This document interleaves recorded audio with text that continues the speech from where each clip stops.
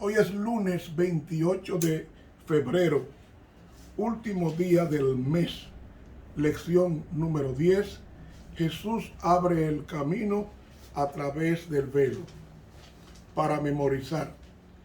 Porque no entró Cristo en el santuario hecho de mano, figura del verdadero, sino en el mismo cielo, para presentarse ahora por nosotros ante Dios. Hebreos 9:24.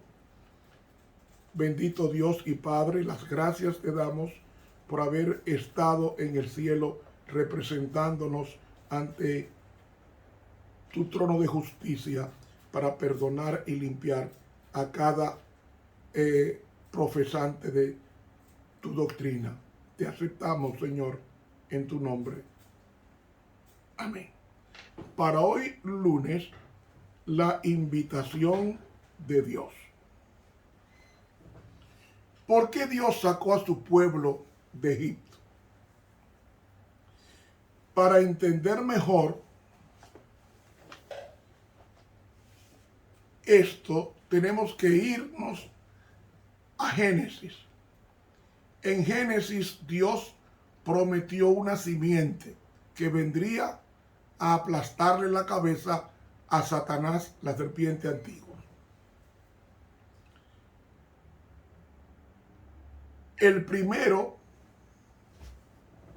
era Abel, como de quien vendría la simiente, pero fue muerto por su hermano, lo degolló. Su hermano le sucedió entonces, ante la muerte de Abel, le sucedió su hermano Set, que significa sustituto. Y después de Set vino Enos. Y después de Enos vino Enoc. Y de Enoc vino Matusalén. Y de Matusalén vino Noé. ¿Ve la simiente santa? Desde Adán viene Abraham. De Abraham viene la simiente Isaac. De Isaac viene la simiente Jacob. De Jacob vienen las 12 tribus, porque él tuvo 13 hijos, incluyendo a Dina. Entonces, de las 12 tribus, viene la simiente de la tribu de Judá, y de la tribu de Judá, en Belén de Judá, nace Cristo, la simiente prometida. Entonces, todo esto era para desintoxicar al pueblo de Dios de la idolatría rampante que había en Egipto. En Egipto se adoraban a los animales y a la naturaleza, como el río Nilo. Pero esos 430 años que se pasó el pueblo en Egipto, aprendió a adorar a esos falsos dioses, incluyendo a Faraón, que era adorado como el dios Sol, y a su esposa, su consorte, Isis, como la diosa Luna. Faraón era Osiris, representación del dios Osiris, y su esposa, la representación de la diosa Isis, del sol y la luna. Y Faraón se adoraba el primer día de la semana como el representante del dios Sol. Entonces, esa cultura corrompida tenía que ser desarraigada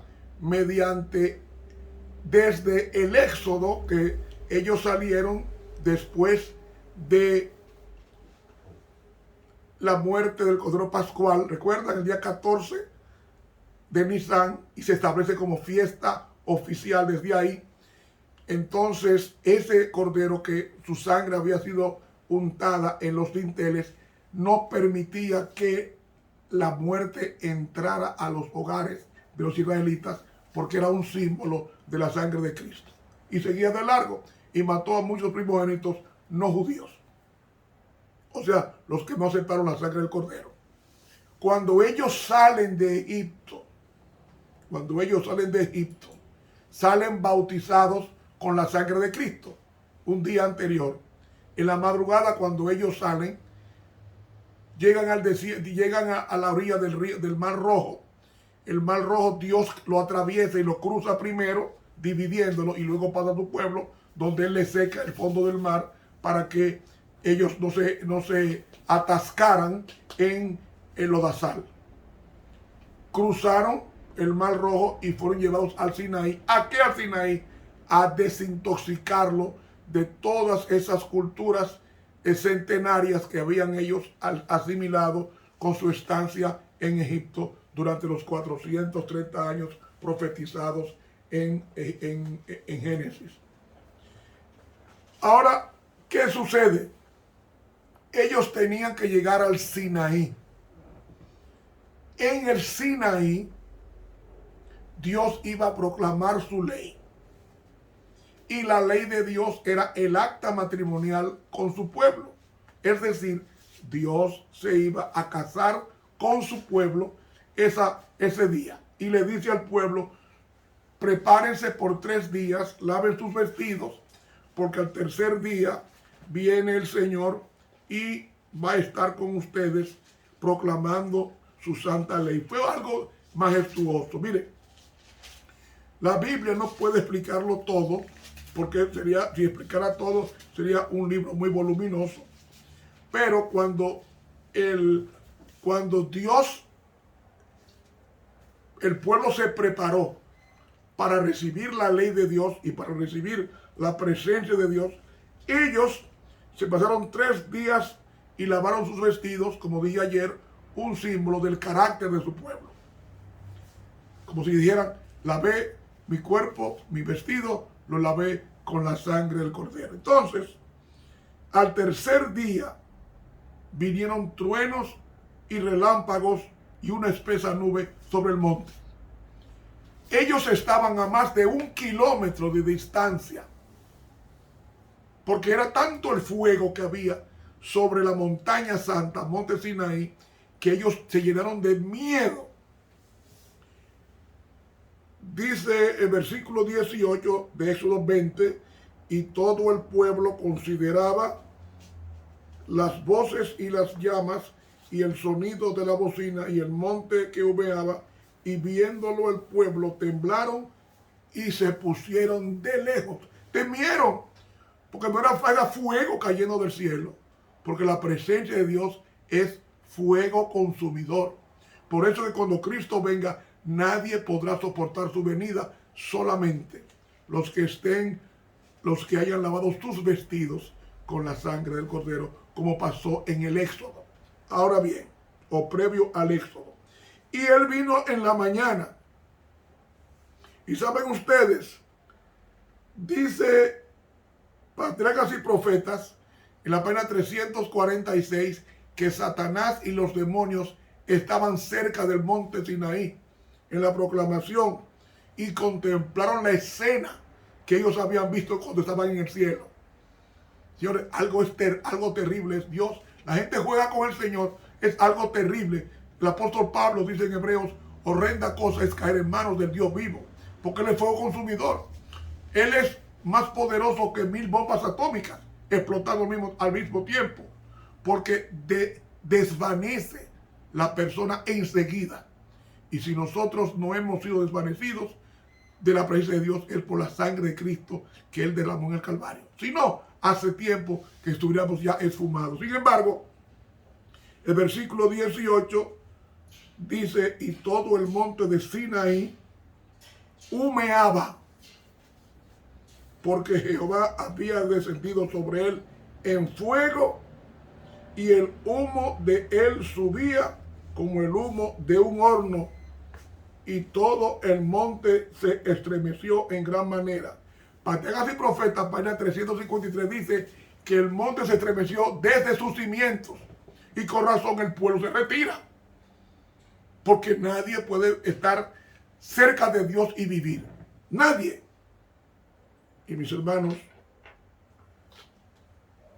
Moisés, dice el versículo 20, y descendió Jehová sobre el monte Sinaí, sobre la cumbre del monte, y llamó Jehová a Moisés, y la cumbre del monte, y Moisés subió. En Hebreos 12:21 dice que Moisés subió temblando porque no es fácil. ¿Y tú crees que es fácil estar en la presencia de Dios siendo uno pecador? Si los mismos ángeles que le sirven en el cielo, que nunca pecaron en el cielo, esos ángeles se acercan al trono de Dios con una profunda reverencia, un silencio tan profundo que no se atreven ni siquiera a hacer ningún movimiento con su cuerpo, con sus alas, porque están en la terrible presencia de Dios. Por eso es que Dios no nos puede llevar al cielo como estamos, porque no resistiríamos su presencia, porque es fuego consumidor. Para Dios llevarnos al cielo y disfrutar de su presencia, Él tiene que transformarnos, como dice 1 Corintios 15, que este cuerpo mortal será vestido de inmortalidad, o sea, de un cuerpo que soporte la presencia de Dios y uno siga viviendo. Bueno, no es fácil, pero nos dice aquí que entonces Moisés proclamó, subió al cielo, y cuando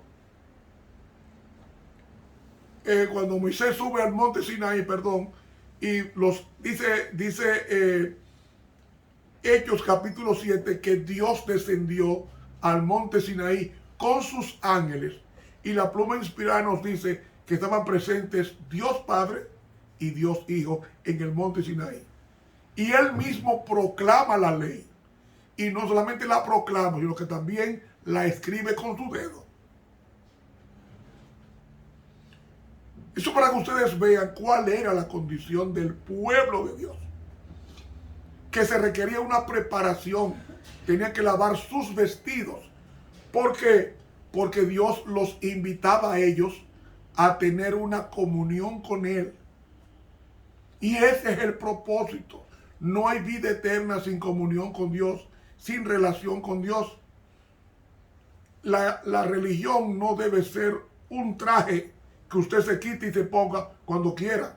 No, la religión es vivir Dios en tu vida y tú en la vida de Dios. Eso es religión. Y vivir la vida de Dios significa vivir como Él viviría si estuviera en la tierra. Comer como Él comería si estuviera en la tierra. Dormir en consecuencia, y así también tratar a los demás como si fuera Cristo en mi lugar.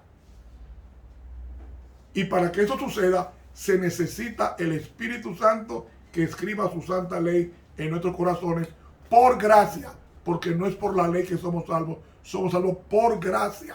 Es decir, por la capacidad de Dios de perdonarnos y de limpiarnos. Ahora bien, después que esto sucede, vamos ahora a leer a Hebreos el capítulo 12. Porque el propósito de Dios, como le dijo Moisés a su pueblo cuando vio esa teofanía, esa manifestación del poder de Dios en el monte Sinaí, y que se estaba casando con su pueblo, dice Moisés en el versículo 20, y Moisés respondió al pueblo, no temáis. El verbo que usa ahí es el verbo yaré, que significa terror, pavor. No temáis, que para probaros vino, oh Dios, y para que su temor esté en vuestra presencia, para que no pequéis. ¿Qué es el temor a Jehová? Salomón dijo en Eclesiastés 12:13, el fin de todo el discurso oído es este: teme a Dios y guarda sus mandamientos. La mejor traducción debe ser: teme a Dios guardando sus mandamientos, porque esto es el todo del hombre. ¿Por qué? Porque Dios traerá toda obra a juicio. Y esta obra a juicio va a ser ya esa, sea buena o sea mala. Y Jesucristo en Juan 14:15 dice, si me amáis, guardad mis mandamientos. No, no es así que dice el original griego bíblico. El griego bíblico dice, si me aman, guardarán mis mandamientos. Es decir, El amor de Dios se traduce en obediencia a su palabra y su palabra es su ley. Si me aman, guardarán mis mandamientos. Entonces, con Cristo en esto último y el anterior que es Salomón nos dice que el temor a Dios es la obediencia a su palabra. Teme a Dios y guarda sus mandamientos, porque esto es el todo del hombre. ¿Cuántos mandamientos? 10. Pero dicen algunos que son dos y son 10. ¿Por qué? Porque son 2 en el sentido de que los 4 primeros se resumen en amor a Dios y los 6 últimos mandamientos se resumen en amor al prójimo o al hombre. Por eso es que Jesús lo resume, pero no es que son 2, son 10 mandamientos. Amor a Dios, los primeros 4, y los últimos 6, amor a las criaturas, a los seres creados por Dios también, a imagen y semejanza. Ahora, esa invitación de Dios, oiga lo que dice aquí este libro, Patriarcas y Profetas, en el capítulo 27. Dice aquí, textualmente: a la mañana del tercer día, escuchen bien, cuando los ojos de todo el pueblo estaban vueltos hacia el monte, la cúspide, o sea, la cima, se cubrió de una espesa nube. ¿Qué es esa espesa nube? 2 cosas: la gloria de Dios y sus ángeles. Porque dice el deseado que Cristo viene con los ángeles y esa nube son los ángeles de gloria. Y dice el salmista David que las nubes son el polvo de sus pies, y nos dice Hebreos que son los ángeles en Hebreos 1. Así que esa nube representa su gloria y los ángeles estaban presentes en la proclamación de la ley. Siga diciendo: la cúspide se cubrió de una espesa nube que se fue tornando más negra y más densa, y descendió hasta que toda la montaña quedó envuelta en tinieblas y en pavoroso misterio. Entonces se escuchó un sonido como de trompeta que llamaba al pueblo a encontrarse con Dios, y Moisés los condujo hasta el pie del monte. No pueden subir. De la espesa oscuridad surgían vívidos relámpagos, mientras el fragor de los truenos retumbaba en las alturas circundantes. Y todo el monte de Sinaí humeaba, porque Jehová había descendido sobre él en fuego, y el humo que él subía como el humo de un horno, y todo el monte se estremeció en gran manera.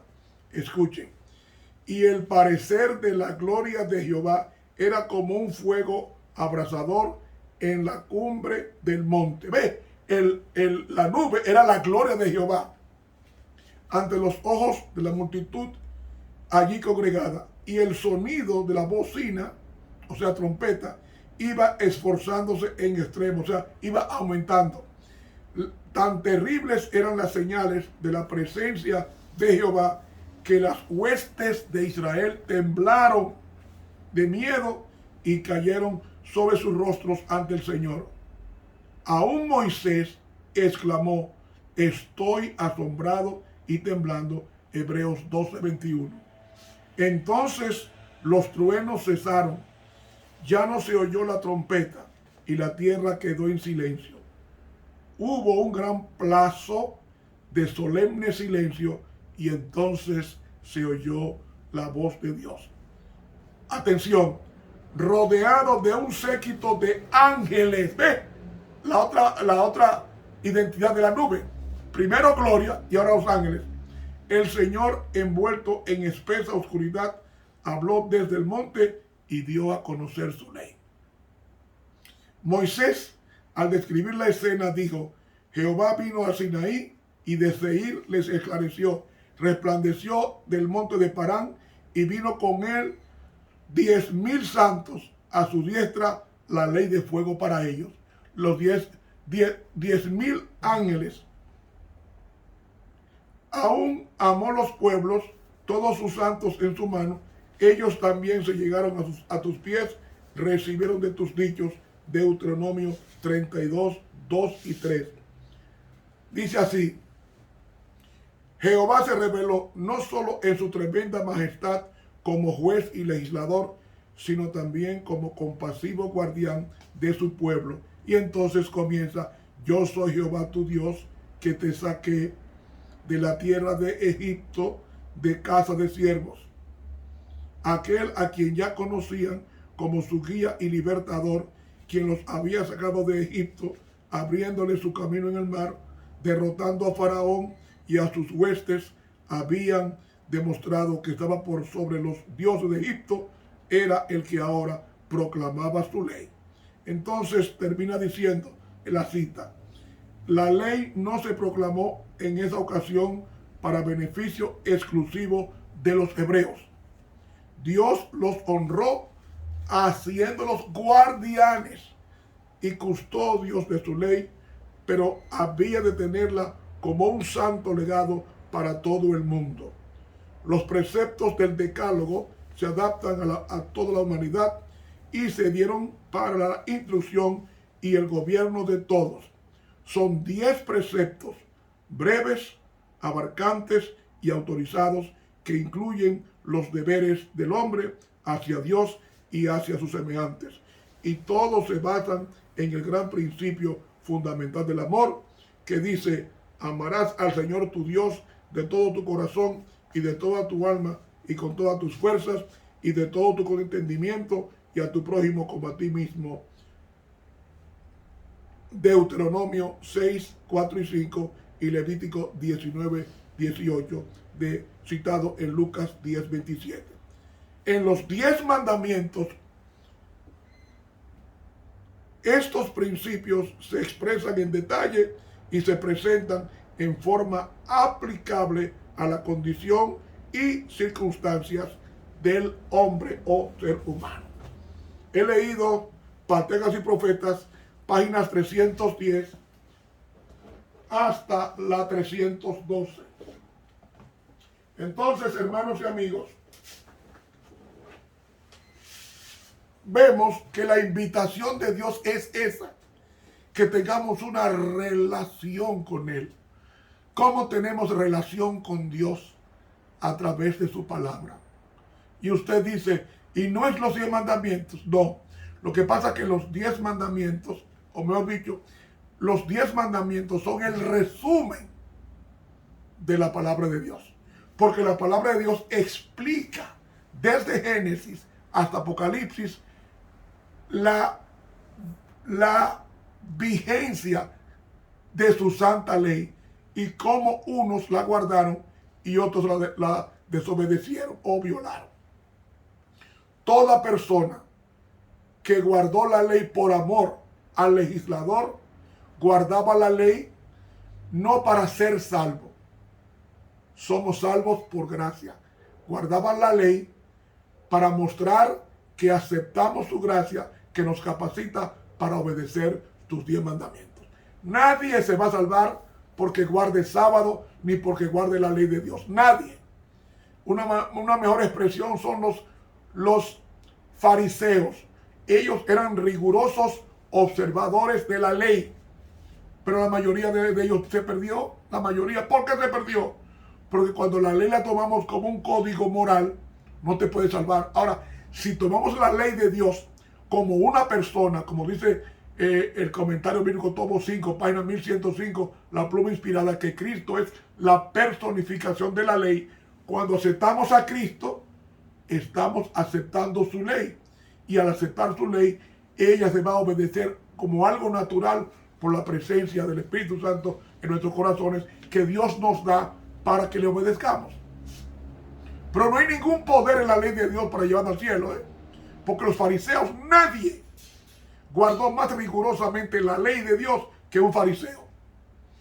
Llevaba al pie de la letra la reforma pro salud, vestía como un verdadero pastor, usaba el perfume de un pastor conforme al método de de Aarón. Comía comida limpia, se cuidaba de estar en contacto con los impíos, vivía siempre recitando de memoria, de memoria. Los fariseos sabían de memoria los 613 mandamientos del Antiguo Testamento, de memoria, y los recitaban. Se sabían de memoria el Pentateuco, de memoria. Pero si esos conocimientos no se traducen en obediencia a la palabra de Dios, no te puedes salvar. Mis hermanos, Dios nos invita hoy a no tenerle miedo, sino a acercarnos a Él en oración al trono de la gracia. Mire, este libro, la Santa Biblia, este libro, yo comencé a leerlo otra vez hace un mes aproximadamente. Y ya yo he leído más de 800 páginas en un mes. En un mes ya yo he leído este libro, más de 800 páginas. O sea, más de la mitad de la Biblia ya yo lo he leído. En un mes. No un año bíblico, no. En un mes ya yo leí la mitad de la Biblia. Y usted dirá, pero este hombre es un vago. No, yo no soy vago. Lo que pasa es que para que me dé el tiempo, me levanto a las 3 de la mañana o a las 4 y saco tiempo y le pido a Dios, Señor, ábreme el entendimiento, dame luz para yo recibir tu palabra con gozo. Y así pasa. Y hay veces que yo siento al lado mío su presencia y me recojo en el temor y me digo, ¿cómo yo haría este gran mal y pecaría contra mi Dios? Y esa es mi invitación a ti. Saca tiempo para Dios.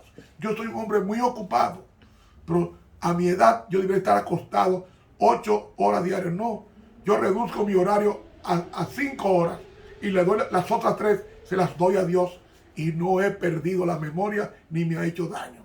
Haga lo mismo, porque el propósito de Dios nos invita a estar en comunión con Dios, y se está en comunión con Dios por 2 herramientas: en el estudio de la Biblia y en oración al Dios que nos muestra la Biblia. Que Dios nos bendiga. Estuvo con usted el profesor Ramón Romero, quien te invita a suscribirte a este canal de YouTube Ramón Romero. Suscríbase y dele clic a la campanita e invite a otros a que se suscriban. Esto está llegando tan lejos que ya estamos en África. Incluso en Australia ya estamos llegando. Que Dios nos bendiga.